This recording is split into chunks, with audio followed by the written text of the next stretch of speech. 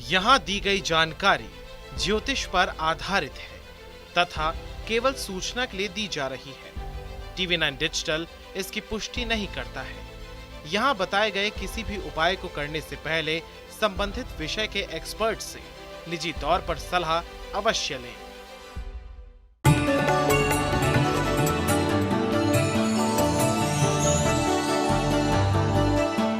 नमस्कार, astro science में आप सभी का स्वागत है। मैं हूं अंजलि और मेरे साथ हैं कार्यक्रम में एस्ट्रो साइंटिस्ट गुरुदेव GD वशिष्ठ जी। सर, आपका बहुत बहुत स्वागत है। दाता खुशियां दे, माता रानी सुख दे। कभी कभी ऐसा होता है कि आप कोई भी काम करते हैं लेकिन वो काम पूरा होते होते रह जाता है। ऐसा कई बार अगर हो रहा है तो आप समझिए कि आपके घर में कोई ना कोई वास्तु दोष है जिसको आपको गंभीरता से लेने की जरूरत है। इसके साथ साथ अक्सर घरों में वास्तु दोष दूर करने के लिए कई तरह के उपाय भी बताए जाते हैं। इन उपायों के कारण घर में तोड़फोड़ भी करनी पड़ती है और मोटी रकम भी खर्च होती है। आपको इससे छुटकारा पाने के लिए ज्योतिष शास्त्रों में कई उपाय दिए गए हैं जिनका रुख करना चाहिए या आपके काम में आ रही बाधा को खत्म करने का काम करेंगे। तो चलिए जानते हैं उनके बारे में। इसके साथ ही आपकी राशि के पूरे दिन का हाल भी आपको बताएंगे। तो सबसे पहले गुरुदेव से जानते हैं कि गुरुदेव, आजकल घर का सबसे बड़ा जो वास्तु दोष है वो है अटैच बाथरूम। लेकिन आजकल फ्लैट सिस्टम का ट्रेंड है और इसमें हम देखते क्या है कि अक्सर रूम के साथ अटैच बाथरूम होता ही होता है। तो इस वास्तु दोष को कैसे दूर किया जा सकता है? बेटा, राहु प्रधान दुनिया हो गई है। जगह जगह पोल्यूशन है, सारे पोल्यूशन को राहु ही बोला जाता है। और अब तो घरों के जो अंदर फ्लैट बनते हैं, हर कमरे के साथ अटैच वॉशरूम का होना, वो भी राहु की स्थापना ही है। और यही कारण है कि इसको कलयुग भी बोला जाता है। कलयुग यानी कि कल पुर्जों का युग। तो आदमी टेक्नोलॉजी की तरफ बढ़ रहा है, कल पुर्जों की तरफ बढ़ रहा है, कंप्यूटर साइंस की तरफ बढ़ रहा है। तो राहु प्रधान अपने आप होते जा रहे हैं, अपनी जगह स्वयं घरों के अंदर बनाते चले जा रहे हैं। तो चलो ठीक है, वक्त के साथ चलते हैं। कारण ये कि इतने लोगों को तो नहीं बदला जा सकता, रास्ता ढूंढना पड़ेगा। बिल्कुल। तो ऐसी अवस्था के अंदर बेटा है क्या कि वॉशरूम अगर साथ में है, अगर वॉशरूम का गेट बार बार खराब हो रहा है, उसका लॉक खराब हो रहा है, उसके कब्जे खराब हो रहे हैं, उनके अंदर आवाज़ें आ रही हैं, तो आपका राहु खराब है। तो ये अटैच वॉशरूम गंदा भी रहेगा, वहाँ कीड़े निकलते रहेंगे, नाली में से कीड़े आएंगे। ये दुर्भाग्य की निशानी है। अगर आप राहु को शुभ करके रखते हैं तो ये दुर्भाग्य की निशानी नहीं, आपकी तरक्की की निशानी बनेगी। तो इसीलिए घर में जो वॉशरूम, कमरे के अंदर जो वॉशरूम है, सबसे पहले उसके दरवाजे से शुरू करिए। अगर उसको घुन लग गया है तो समझ लीजिए भविष्य में आपको नुकसान पे नुकसान होने वाले हैं। ऐसे में कुछ मत सोचिए, थोड़ा पैसा खर्च होगा, फौरन चौखट दरवाज़ा बदल दीजिए ताकि घुन वाली लकड़ी बाहर जाए और सौभाग्य अंदर आए। दूसरा, उसके कब्जे और लॉक का बहुत खास ख्याल रखिए। अगर आपने जुगाड़ करके उसको सिर्फ रोका हुआ है दरवाजे को, तो समझ लीजिए आपकी कमाई अभी नहीं बढ़ने वाली, उल्टा मुसीबतें आने वाली हैं। तो ऐसी अवस्था में दरवाजे को भी बहुत अच्छे तरीके से रखना, ये बहुत ज़रूरी है। फिर किसी भी प्रकार के कीड़े नाली के अंदर से आपके वॉशरूम के अंदर तक ना पहुंच सके, इसका आपको बहुत ख्याल रखना है। तो पानी, आप फिनाइल वगैरह डालते हैं या और बहुत सारी चीज़ें डाल के अगर आप उस नाली को भी साफ़ सुथरा रखते हैं तो ये आपके लिए बहुत उत्तम होगा। और वॉशरूम को पूरा साफ़ सुथरा तो रखना ही है, साथ में वहाँ पर आपको खुशबू वाला कुछ भी लगाना चाहिए, कुछ भी। तो वो आप अपने अनुसार आप किसी भी प्रकार की खुशबू का चयन कर सकते हैं और वॉशरूम को साफ़ सुथरा रखेंगे तो भाग्य भी साफ़ सुथरा चलेगा। वॉशरूम गंदा है, दरवाज़ा खराब है, तो आपके भाग्य के अंदर बाधाएं आनी तय हैं और तकलीफ़ें बनी रहेंगी। एक और बात, जिनके वॉशरूम के अंदर सीलन बनती है वो लोगों को खास तौर पे बहुत बड़ी बड़ी मुसीबतें आती हैं। दुर्घटना, धोखा, कलेश सब कुछ उनके पल्ले पड़ता है। पुलिस, कोर्ट कचहरी और हॉस्पिटल वो भी उनके पल्ले पड़ते हैं। तो ऐसी अवस्था के अंदर भूल के भी वॉशरूम के अंदर सीलन ना आने दे। उसके लिए आपको चाहे सारा तोड़वा के ठीक करवाना पड़े, उसको एक बार ठीक आप ज़रूर करवाएं। गुरुदेव, अगर घर में पूजा का स्थान अलग होता है लेकिन आजकल जगह की कमी की वजह से कमरे में या फिर रसोई में ही लोग मंदिर बनाने पर मजबूर हैं, इस वास्तु दोष में कैसे मुक्ति पाई जा सकती है? इस वास्तु दोष से पहले तो मैं आपको पुरानी मान्यता, पुराने विज्ञान के हिसाब से बताता हूँ। आप अगर किसी राजा के महल को भी आज भी देखने जाए तो बिल्कुल आखिर में जाकर के कोने के अंदर एक मंदिर बनाया जाता था, ठीक है। वहाँ पूजा पाठ की जाती थी। घर के अंदर, महल के अंदर बिल्कुल सेंटर में कहीं पर भी आपको मंदिर नहीं मिलेगा।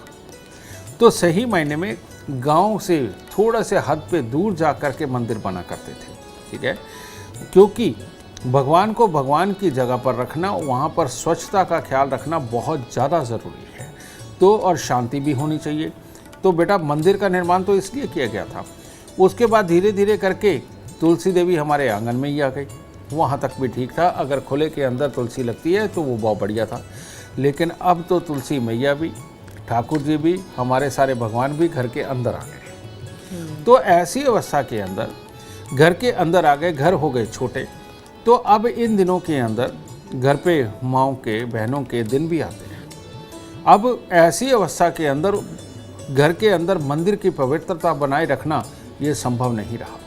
ज़रूरत पड़ने पर माचिस भी उठाने के लिए कोई भी चले जाता है। तो यहाँ तक के हालात बनते हैं, तो मंदिर की पवित्रता भंग होती है, जो एक श्राप के रूप में आपको लगती है।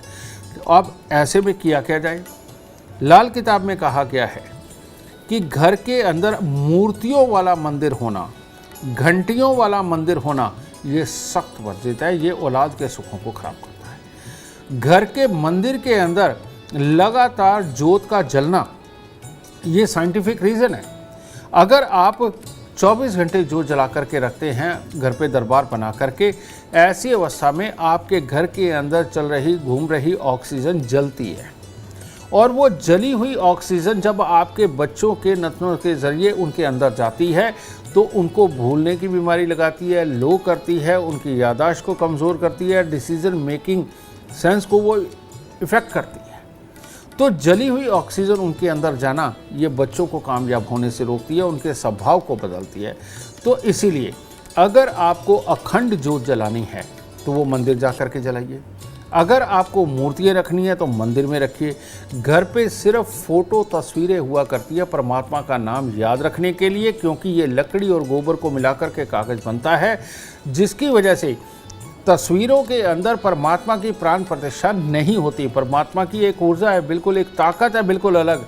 वो पत्थर की मूर्तियों में, धातु की मूर्तियों में प्राण प्रतिष्ठा करवा पाती है, लेकिन कागज़ के अंदर कभी भी प्राण प्रतिष्ठा नहीं होती। तो घर पे मंदिर होना चाहिए परमात्मा को याद रखने के लिए और पूजन के लिए।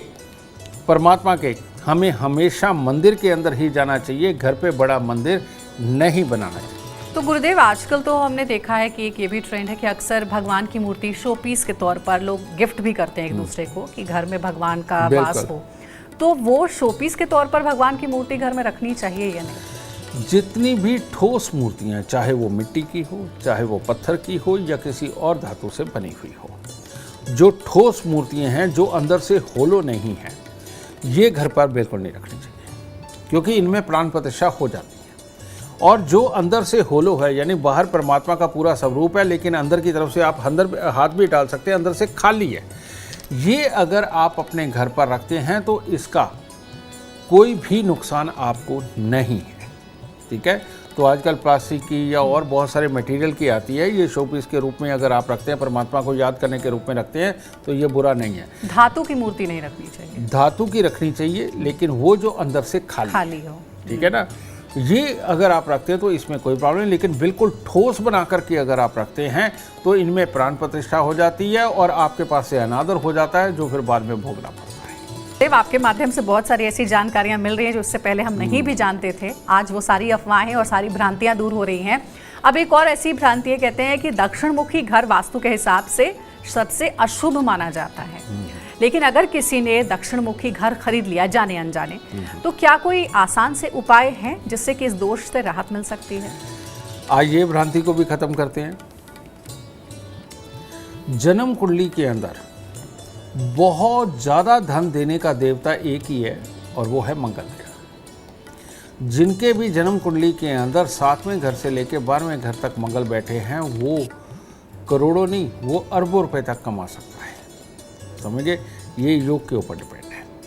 तो ऐसी अवस्था के अंदर दक्षिण मुखी घर खराब कैसे हो सकता है?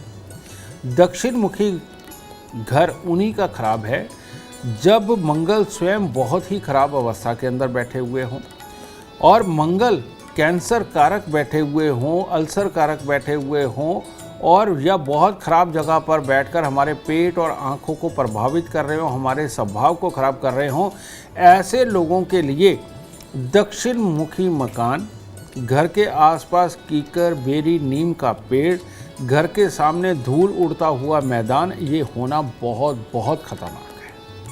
तो इन लोगों के लिए जिनका मंगल खराब होता है, लेकिन जिनका मंगल शुभ है, जिनका मंगल अच्छा है, अगर ये लोग दक्षिण मुखी मकान में रहते हैं तो ये मालो माल हो जाएंगे, बहुत अमीर होंगे। और आज अगर इन्होंने 1 करोड़ रुपए का घर बनाया है दक्षिण मुखी मकान में रहते हुए, ये 50 करोड़ रुपए का घर भी बना सकते हैं दक्षिण मुखी मकान में रहते हुए। लेकिन जिनका खराब है ये मंगल, वो अगर दक्षिण मुखी मकान के अंदर रहते हैं तो ऐसे में जो अपने पास है वो भी बिक जाने की नौबत आती है, बीमारियां आती हैं, तकलीफ आती है, काम धंधे नहीं चलते। तो ऐसी अवस्था में एकदम घर छोड़ना तो संभव नहीं है। तो ऐसी अवस्था में जो आपका घर है, घर की दहलीज पे, एंट्री वाले गेट पे जो टोपी वाली कील है, यानी कि इतनी मोटी उसकी टोपी होती है और ये लंबी कील होती है जो लगभग 8-9 इंच लंबी भी होती है, ये 3 कीलें लीजिए। घर की चौखट के मध्य में 1 कील और दोनों साइडों पे 1 कील, ये आपको लोहे की कील लगा देनी चाहिए ताकि इस दक्षिण मुखी मकान का बुरा फल आपको प्राप्त ना हो। और जब तक आप दक्षिण मुखी मकान में रह रहे हैं तब तक हर मंगलवार को 8 गुड़ की रोटी, यानी कि गुड़ की चाशनी बना के उसमें आटा गूंद के आप 8 पेड़े ये बना करके तंदूर में रोटी लगवा के कुत्ते और कौवों को डालते रहें, तब तक जब तक कि ये दक्षिण मुखी मकान आप छोड़ नहीं देते। गुरुदेव, एक और सवाल है कि अगर किसी का घर बंद गली में हो तो क्या वास्तु दोष लगता है ऐसे में, और अगर हाँ तो किस उपाय से इस दोष से मुक्ति मिल सकती है? बंद गली का मकान ये सबसे काम की चीज़ है। कारण ये है कि ये बंद गली का मकान, इसके लिए बृहस्पति के लिए ये काउंट होता है। तो ऐसी अवस्था के अंदर जब भी बंद गली का मकान हो तो कहते हैं हवाएं आकर के हमारे दरवाजे पर ही रुक जाती हैं, आगे नहीं बढ़ती। तो उन हवाओं के साथ आने वाली बहुत सारी बुरी एनर्जी वो भी सारी वहाँ पर इकट्ठी होती चली जाती है और उसका साइड इफ़ेक्ट हमें मिलता ही मिलता है। ऐसे घर के अंदर कभी कोई कार्य नहीं बनते, आदमी तरक्की पूरी तरह से नहीं कर पाता, घर में कलेश रहते हैं और भाई बहनों के साथ बनने में बच्चों की कामयाबी के लिए तकलीफ़ें बनती है, पढ़ने वाले बच्चों के लिए तकलीफ़ें बनती है, आपस में दिमागी क्लैशेस होते हैं। ऐसे लगता है कि कोई भूत प्रेत पिशाच जिन कोई हमारे पीछे ही पड़ा हुआ है जो हमें सुखी नहीं रहने देता। तो बंद गली के मकान यानी कि नेगेटिव ऊर्जा का वहाँ पर इकट्ठे होते चले जाना, ये अपने आप में बहुत बड़ी तकलीफ होता है। तो ग्रह किसी का कुछ भी हो, बंद गली के मकान में नहीं रहना चाहिए, आखिरी मकान के अंदर नहीं रहना चाहिए। इसीलिए टी पॉइंट का घर भी बुरा माना जाता है, गली का आखिरी मकान भी बुरा माना जाता है और चारों तरफ मैदान और सेंटर में घर हो वो भी बुरा माना जाता है। तो इन मकानों से अगर आप बचाव करना ही सबसे बड़ी अक्लमंदी है, इसके लिए कोई उपाय देना वो उचित नहीं है। कारण ये कि कोई भी उपाय इस पे काम नहीं करता, मकान को वहाँ से छोड़ना ही सबसे उत्तम होता है। गुरुदेव, ऐसा कहते हैं कि घर के आसपास कोई पीपल का पेड़ नहीं होना चाहिए या फिर मंदिर की छाया उस घर पर नहीं पड़नी चाहिए। क्या ये बात सही है, और अगर सही है तो वास्तु दोष हो जाता है? किस उपाय के साथ इस दोष को दूर किया जाए? मैं इसका तुम्हें साइंटिफिक रीज़न भी बताऊंगा बेटा। पीपल का पेड़ इसलिए नहीं होना चाहिए क्योंकि आप देखते होंगे, सुना है आपने कि धरती पर अगर सबसे ज़्यादा ऑक्सीजन का कोई स्रोत है तो वो पीपल का पेड़ है। और पीपल का पेड़ 24 घंटे ऑक्सीजन छोड़ता है, बाकी पेड़ नहीं छोड़ते, लेकिन पीपल का पेड़ 24 घंटे ऑक्सीजन छोड़ता है। अब ऐसी अवस्था के अंदर जैसे ज़्यादा खाना खाने से पेट खराब होता है, किसी भी दवाई की ओवरडोज के कारण रिएक्शन आते हैं, ठीक इसी प्रकार से हर वक्त ऑक्सीजन का ज़्यादा रहना आपके दिमाग को पहले एक्टिव रखता है और ज़्यादा एक्टिव रखता है, और जिसकी वजह से गुस्सा, उतावलापन, चिड़चिड़ापन और कंसंट्रेट करके कुछ भी सोचना ये संभव नहीं हो पाता है। और जब ये सारी चीज़ें नहीं हो पाएंगी तो परिवार के अंदर कलेश, बीमारी, उतावलापन ये सब बन जाएगा, और जिसके कारण जो सीखने वाली प्रवृत्ति है, जो संस्कार निभाने वाली प्रवृत्ति है, उसमें कमी आने लगेगी।